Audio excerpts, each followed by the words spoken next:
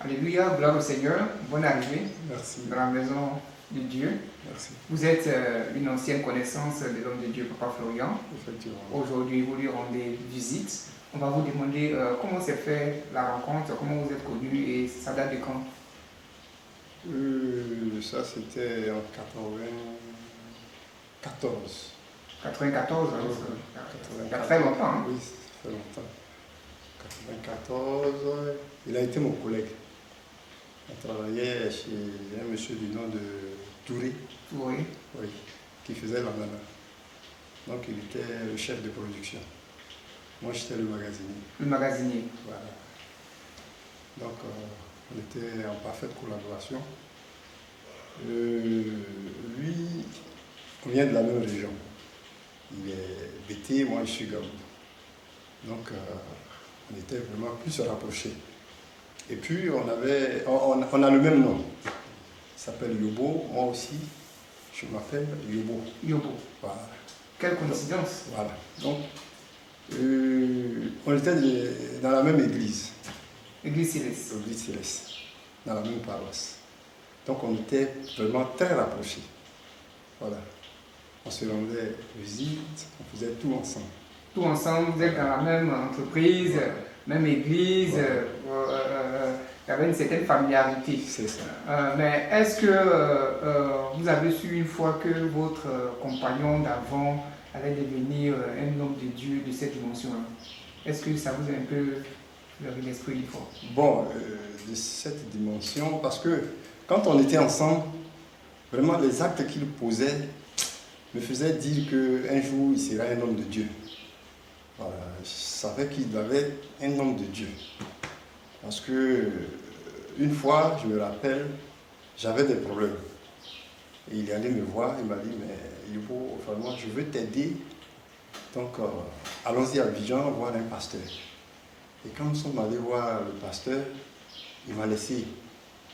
Et il est allé voir une autre dame à la paroisse mère, qui lui a dit, mais toi, tu peux aider le frère que tu as envoyé là. Il n'a pas dit à la dame qu'il est venu avec un frère. Hein. Oui. Comme la servante de Dieu est visionnaire, donc elle a vu qu'il était venu pour un tel problème. Et il a appelé, il lui a dit, mais le monsieur avec qui tu es venu là, toi, tu peux l'aider. Donc quand il est revenu, il m'a dit ça, il m'a dit, mais dis que je peux t'aider, mais je ne sais pas comment je peux t'aider. Donc allons voir le pasteur. De chez le pasteur, on va arriver à Dabou et on verra ce qu'on peut faire. Donc on a fini avec le pasteur, on est entré à Dabou. Il m'a appelé, il dit, bon, Yobo, on va organiser des veillées de prière chez toi. Et c'est ainsi qu'il a commencé il a pris 5 frères de la paroisse et ensemble, dans mon salon, on faisait des veillées de prière. On a fait, et après la dernière veillée, c'était pas facile parce qu'il y a eu une grande pluie. Et sous cette pluie-là, il est quand même venu.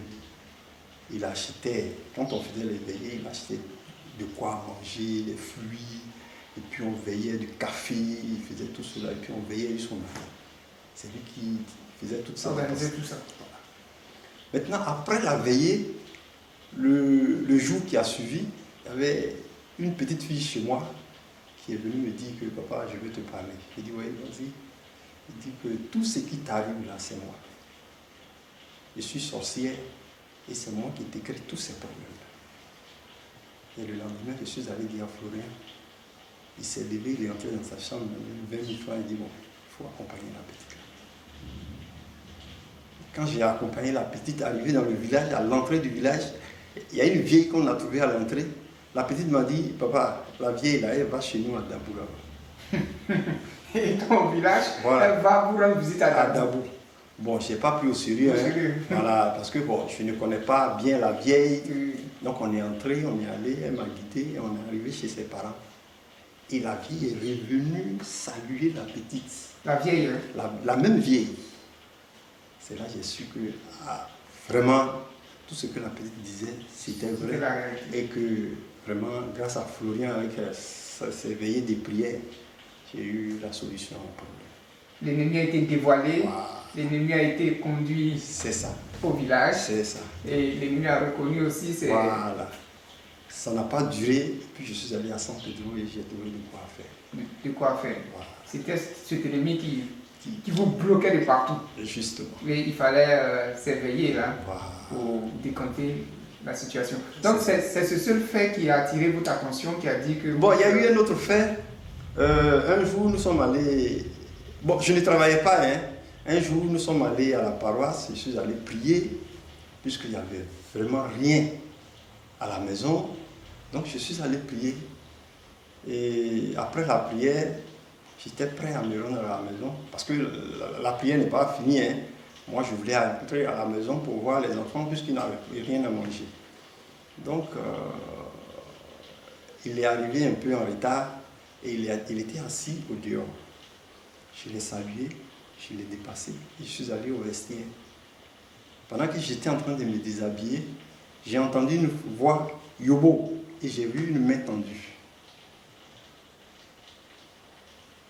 C'était des billets de banque, mais c'était emballé dans un billet de 1000 francs.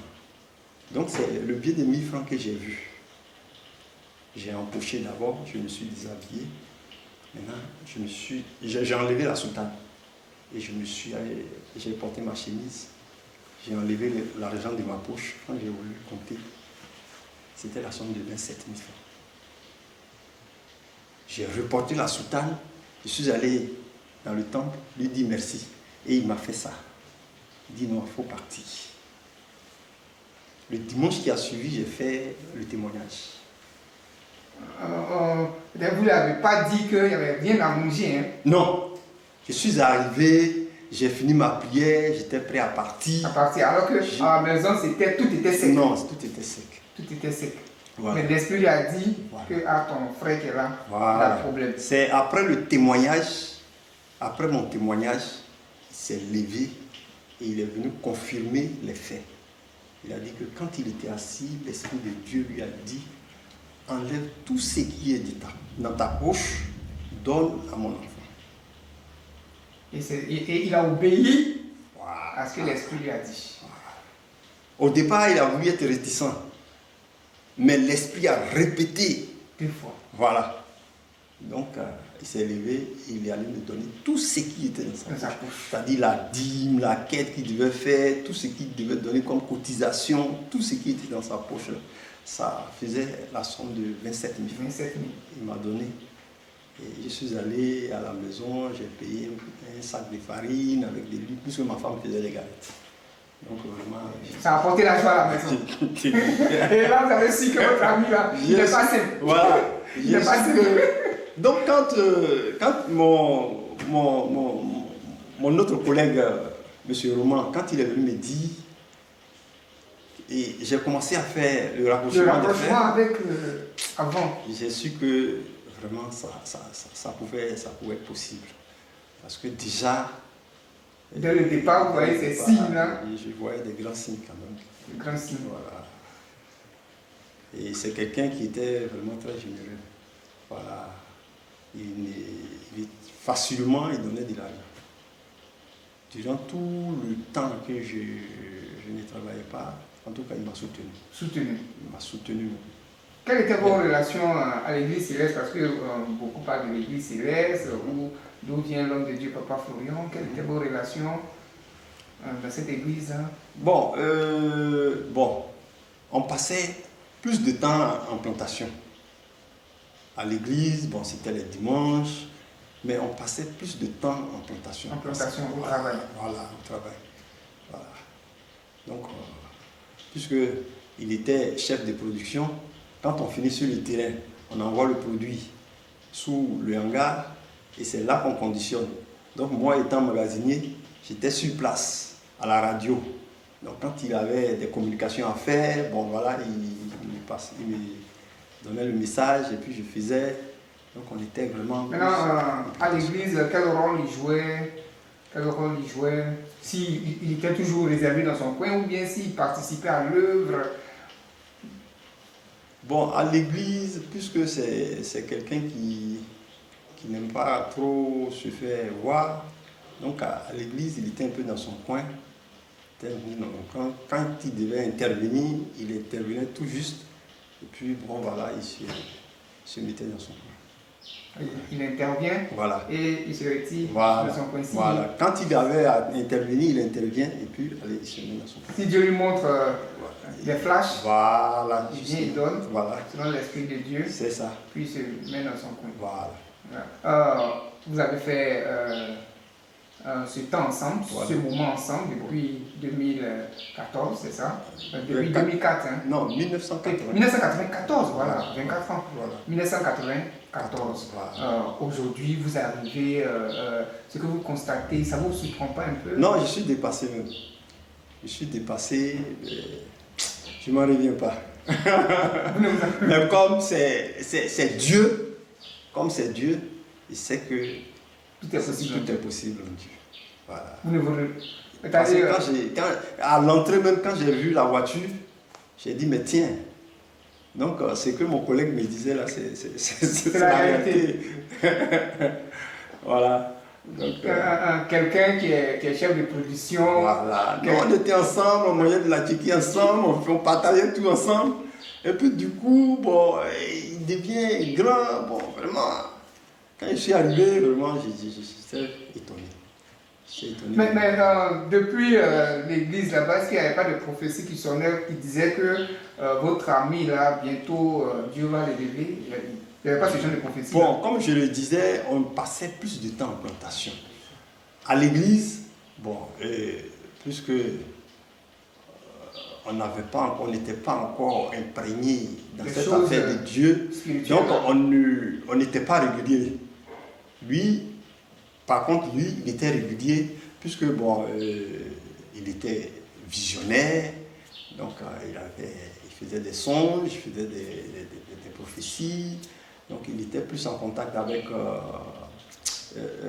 le chargé, voilà. Et puis bon, c'était un grand donateur, donc en ce moment-là, tu vois, quand tu donnes à l'église, ouais, les gens sont... voilà, ils veulent que tu sois toujours là. C'est ça. Alors par contre, nous, bon, on ne nous voyait pas, hein. On vient, on prie tout juste et puis on s'en va à la maison. Voilà. On ne calcule même pas. Non, nous ne calcule pas. Quand il ne vient pas, le monsieur là, il n'est pas passé aujourd'hui, allez-y l'appeler. Voilà. Mais si vous ne venez pas, voilà. on s'oublie. Quand il y a une fête, il envoie beaucoup d'ananas. Et quand les gens mangent, on dit, ah ben ça c'est le don de papa Florian. Tu vois, moi il y avait tout ça. Ah, par contre, nous, on vient, on prie, on se bat. Et vous barrez. Voilà. Ni connu ni vu. Voilà. Gloire au Seigneur. Voilà. Donc, aujourd'hui, vous êtes dans cette bâtisse dédiée à l'Éternel. Hein. Cette bâtisse est sortie de terre en 10 mois. Hein. Voilà. Il m'a dit ça. En 10 mois. Voilà, Dieu a fait sortir. Il a suscité des miracles pas possibles. Si vous regardez sur le net, vous allez voir votre ami d'avant et puis de maintenant. Ça, c'est le jour et la nuit. Parce que l'onction a doublé, a triplé, a quadruplé même. C'est ça. Voilà. Et c'est ce qui a donné tout ce que vous voyez là. Quand j'ai vu l'organisation aussi, ah là, c'est du costaud. C'est du costaud, c'est impeccable. Gloire au Seigneur. Donc, qu'est-ce que vous pouvez dire comme mot de fin pour clore un peu cet entretien? Mot de fin, bon, c'est peut-être lui prodiguer un petit conseil, voilà, d'être toujours humble, comme il a été hier, voilà, et de continuer. Mais ça n'a pas changé, hein? C'est toujours la même chose. Hein? Ah, d'accord. Donc, de continuer sur cette lancée-là, et Dieu fera le reste. Encore des grandes choses. Merci d'être venu. Merci. On rappelle que vous venez de Dabou, que oui. vous êtes un ancien compagnon de l'homme de Dieu, Papa Florian. C'est ça. Vous avez fait les plantations ensemble, vous avez travaillé ensemble à l'usine. C'est ça. Vous vous êtes retrouvés à l'église céleste. C'est ça. Et aujourd'hui, vous vous retrouvez à Port-B, chez Papa Florian lui-même. Ce qui vous étonne. Voilà. Gloire au Seigneur. Merci. Vous voulez ajouter quelque chose concernant l'organisation du travail? Oui, effectivement. Concernant l'organisation, vous savez, Papa Florian était quelqu'un qui savait prendre nos frères burkinabés. C'est eux qui étaient dans les plantations. Hein. Voilà, ce sont eux qui sont les travailleurs. Ils étaient plus nombreux et plus bon, ce sont eux qui faisaient le maximum de travail. Le travail. Voilà. Donc il fallait... Ils n'étaient pas paresseux, hein? Non. Ils étaient travailleurs, mais il fallait savoir gérer ce personnel-là.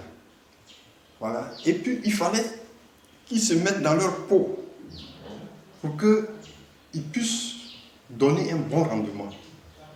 Ce qui fait qu'il arrivait même à manger ensemble. Il ne faisait pas de différence. Non, il est chef, manœuvre, il partageait le même repas. Il se lavait la main, se lave la main, il mange. En ce moment-là, quand je voyais les femmes burkinabées venir avec de la nourriture, tout ça, quand on m'invite, je dis non, merci. Mais Florian, lui, il met la main avec les femmes là. Il mange bien. Il mange bien. Donc, ce qui fait que ces travailleurs-là lui faisaient entièrement confiance. Voilà. Quand il leur... Voilà. Parce que nos frères là, c'est comme ça. Quand tu te fais grand, ils aussi, ils se retirent. Mais quand tu es avec eux, tout ce que tu leur dis, ils le font. Ils le font. Voilà. Donc, vraiment, côté organisation, c'était parfait. Quand le patron appelle, même si c'est la nuit, il va frapper à leur porte, ils sortent. Ils sortent. Ils sortent tous. Mais à côté de ça, en tout cas, il ne s'amusait pas avec son travail. Voilà. Il pouvait dire à un manuel, va à la maison. Automatiquement. Automatiquement, il va à la maison. Et puis les autres continuent le travail. Pas de rébellion. Non. En tout cas, il ne se jouait pas avec son travail. Parce qu'il pouvait rester nuit et jour en plantation pour avoir un bon résultat. Un bon rendement. Voilà. Côté organisation, il était certes chef de production. Il faisait les palettes, il faisait les envois, mais il veillait à tout ce qui se passait en plantation. Que ce soit côté phyto, magasin, même les tractoristes, le gasoil, en tout cas, il veillait sur tout ce qui se passait. Mais il prenait plus de temps dans l'embarcation des produits. Il était avec les Burkinabés, il avait de bons rapports. De bons rapports, une organisation parfaite. Parce que pour avoir de bons rapports, il faut tisser une amitié. C'est ça. Il faudrait que l'homme sente qu'il est aimé. Voilà. Donc il était vraiment aimé. Quand il disait quelque chose, tout le monde automatiquement obéissait. Voilà. Et le patron lui a fait entièrement confiance. Donc le patron était obligé chaque fois de passer par lui. Le patron passait par lui. Et quand il passe par lui, ça marche. Ça marche. Mais quand il veut prendre, ça passe pas. Quand le patron même veut s'imposer lui-même. Non, ça ne marche pas. Ça ne marche pas. Il y a toujours une rébellion. Voilà. Le patron même a fait venir un autre pour pouvoir prendre la relève, mais il n'a pas pu. Il n'a pas pu. Et il a été obligé de négocier encore le travail. Il n'allait presque pas en congé. En congé, puisque c'est lui qui maîtrise la chaîne. C'est lui qui maîtrise. Il connaît la qualité de la nana. Ce que les Blancs demandent, c'est ce qu'il fait. Et c'est ce qui a fait c'est ce qui a fait que la plantation Touré est devenue une grande plantation. Une référence. Parce que c'était la qualité. C'était la qualité. Par rapport aux autres plantations qui faisaient la quantité, nous... C'était la qualité. Vous misez plus sur la qualité. La qualité. Donc vos produits étaient tout le temps demandés. Voilà, la qualité. Et on faisait plus les envois par avion. Donc, rapide, des délais rapides. Voilà. Et les Blancs n'aime pas des petites taches dans la nana. Une petite tache, on refuse. On refuse la nana. Donc il faut, c'est méticuleux. Hein? Voilà. Donc lui, il maîtrisait, il savait combien de jours il faut pour que la nana n'ait même pas une petite tache. C'est lui qui avait ce secret-là. Bon, il ne nous a pas donné ce secret-là. Il a gardé ça pour lui. Il a gardé, puis il a quitté. Mais pourquoi tu n'avais pas mangé? Pourquoi il ne partait pas en congé? Pourquoi il ne partait pas en congé? Mais personne ne maîtrisait son travail. Comme je dis qu'il avait un secret, personne ne maîtrisait son travail. Quand on mettait quelqu'un à sa place, ça ne marchait pas. Ça ne marche pas. On refusait toute une palette. Ah bon? Oui. Alors que si on refuse toute une palette, c'est une production Non, qui est... ça dit, quand le blanc a pris un premier fruit, il a vu la tasse, il refuse tout. Il refuse tout. Il se dit que tout est comme ça. Il s'est dit Voilà. que tout est ça. Alors qu'une seule palette, ça fait des millions. Ça fait des millions. En tout cas, si on avait un patron qui était bien, il allait gagner plus. En ce temps-là même, il allait avoir une voiture, il allait avoir tout ce qui... On devait payer sa maison, parce qu'il faisait rentrer beaucoup d'argent. Beaucoup d'argent. Mais il gagnait peu. Il gagnait peu. Mais c'était le plan de Dieu. Voilà. Parce que tout ce qui n'a Si pas... Dieu lui donne beaucoup, il va vouloir... Voilà, tout ce qui n'a pas gagné toutes ces années-là, il a pu récupérer même en un an. Amen. Voilà. Donc, Gloire au Seigneur. Merci d'être venu nous éclairer sur cet aspect-là. voilà. Parce que beaucoup ne savent pas, ils pensent que c'est maintenant que l'homme est organisé, Non. alors que depuis Non, l'entreprise, il était l'homme vraiment était déjà organisé, le Saint-Esprit était déjà au contrôle. Voilà. Parce que si vous n'avez pas le Saint-Esprit, vous ne pouvez pas faire un travail de manière méticuleuse comme ça. Non, non, Alors il faut l'Esprit de C'était- Dieu. C'était l'Esprit de Dieu. Voilà. C'était l'Esprit de Dieu. Parce que c'est un travail qu'il n'a pas appris, hein, Non. Il a appris sur le tas. sur le tas. Voilà. Il a appris sur le tas, mais il a maîtrisé. Et comme il maîtrisait plus que ceux qui sont allés ceux qui sont à allés l'école. voilà, dans les centres de formation. Tout ça. Il maîtrisait vraiment son sujet. Les Blancs lui faisaient confiance. Les Blancs lui faisaient confiance. Quand ils arrivent comme ça, mais les retombées, ils ne gagnaient pas, puisqu'on avait un patron qui était au devant, Mangeait. qui prenait tout. Patron Donc, demande. il ne gagnait pas. Mais il ne se décourageait pas.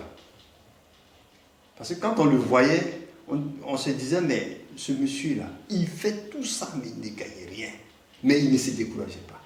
Quelque part, il se disait, bon, ben, Dieu pourra faire cette récompense-là. Il ne se décourageait pas. Il pouvait nous faire travailler jusqu'à 1 heure tardive. On se plaignait souvent.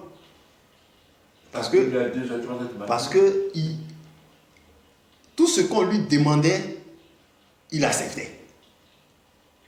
Même à partir de 18h, on appelle à la radio, est-ce que tu peux nous faire 2-3 palettes? Il dit oui, je peux faire.